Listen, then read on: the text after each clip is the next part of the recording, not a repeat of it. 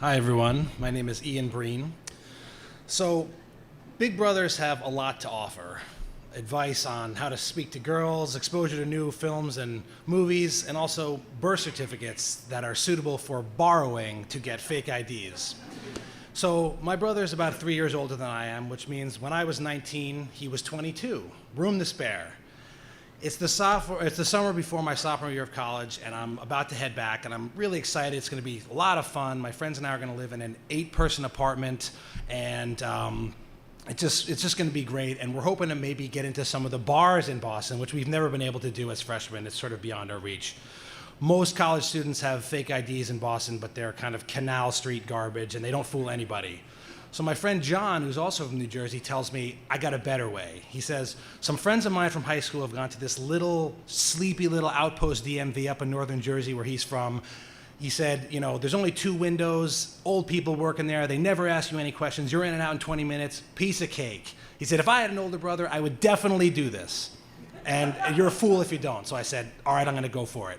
And so 2 days before my loving, trusting parents are supposed to drive me back to college, I head up to this DMV in their car, and I'm psyching myself up the whole way because I normally wouldn't do this kind of thing. I'm not this kind of person, so I'm just kind of like grilling myself up to it. I get there, and it's closed on Fridays and weekends. So I could kill John, but I know if I don't do this now, I'll never do it. I'll never get the nerve up again. So I get back in the Parkway, fly down to the DMV nearest our house, which I learned later is the largest DMV. It's the main DMV in the state. 30 desks, definitely not sleepy. So as a quick aside, I'll tell you about my summer job. I worked at a beach club, and I was what's called a porch boy, which is like a glorified gopher. You get the members chaise lounges, you put up umbrellas, you bust their tables, all this kind of stuff. And there's also a bar at the club, and I'm friendly with the bartenders because my older brother worked there, and they're about his age. And these guys are pretty cool. At an evening function, if a member sends back a drink or they make one wrong, they'd kind of give you it on the sly.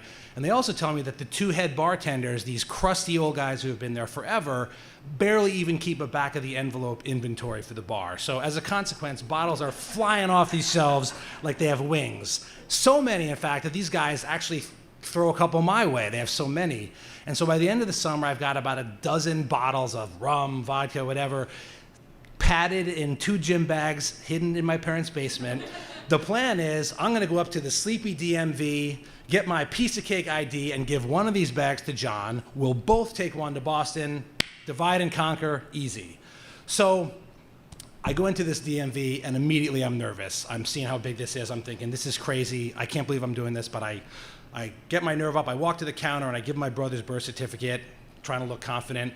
And the man says to me, okay, sounds good. He types on his keyboard. I asked for a boating license, because if you ask for a real license, they give you a duplicate, which everyone knows is a red flag to bouncers. But of course, it's probably a red flag at the DMV when you ask for a boating license. But I'm too stupid to know this, so I go ahead. The guy says, sure, no problem, Mr. Breen. Oh, by the way, have you had any moving violations recently? And I say, no. And I'm thinking, what the hell? So he says, okay, no problem. It'll just be a few minutes. Go back and take a seat. I go down to back to the waiting room, and I'm starting to panic. I'm thinking, that was not a normal question. Why did he ask that? This can't be routine. And I'm thinking, I should just get up and get out of here. But I tell myself, be tough, relax, stick it out. It's going to be worth it. So I'm sitting there. About a minute later, I feel his hand on my arm. I look up, and there's a giant cop standing next to me. He looks at me in the eyes, and he goes, we can do this the easy way, or we can do this the hard way. So he was actually pretty cool. He handcuffed me in front, so I didn't have to have him in back in the squad car, and it would hurt. He takes me to the station. He puts me in a room, tells me to sit tight. A couple minutes later, I look up, someone calls my name. It's my uncle, who is an FBI agent. He comes over and tells me, look, I talked to the cops to try to get them to drop this, but you've already been booked. It's too late. There's nothing I can do. I'm going to follow you home from the DMV, so if you get pulled over and your license is confiscated, you won't go to jail twice in one day. Of course, I don't want him to do this, but there's nothing I can say to dissuade him. So I'm driving home. I'm freaking out. All I can think about is this bag in my car. What am I going to do? Because, of course, the bag is still in my car. I never gave it to my friend. So we get home. I pull over, and I roll down my window. I tell him I'm freaking out. I got to drive around the block and take some deep breaths. I'm hoping he doesn't say, I'll follow you. He doesn't say, he says, I'll meet you there. So thank God. I drive around this neighborhood frantically looking for a place to ditch this bag. I don't want to just like leave it on the side of the road because if someone sees me and turns me in, I'll get caught. Plus, I still want the alcohol. So I finally find this little hill. I slide the bag down the hill, kind of cover it with some leaves, and I go home to take my lumps. My uncle says, see ya, good luck. My parents, of course, rip me a new one. What is wrong with you? How stupid are you? What were you thinking? And I just sit there with my tail between my legs because I am stupid. I have no excuse. It's totally stupid. Finally, they finish with me. They send me to my room, and I quietly call John, and I tell him this story. And there's kind of like a lot of shocked silence on his end, and to his credit, not that much laughter. And I say, look, if we still want this booze, you got to come get it because there is no way I'm putting this in my parents' car on Sunday. I'm not going to get in trouble twice. And he does. He comes down the next day and takes the bag back to college. No incident, no problem. And so I lost my license for 6 months, but that didn't hurt so much because I was going back to Boston. I didn't have a car anyway. I also had a $750 fine, and that did hurt. And it's a good thing I didn't need the money to go out to the bars because I wouldn't have had it. And so the story never came out about the liquor until much later at a family party when the statute of limitations had sort of passed, and it was funny at that point.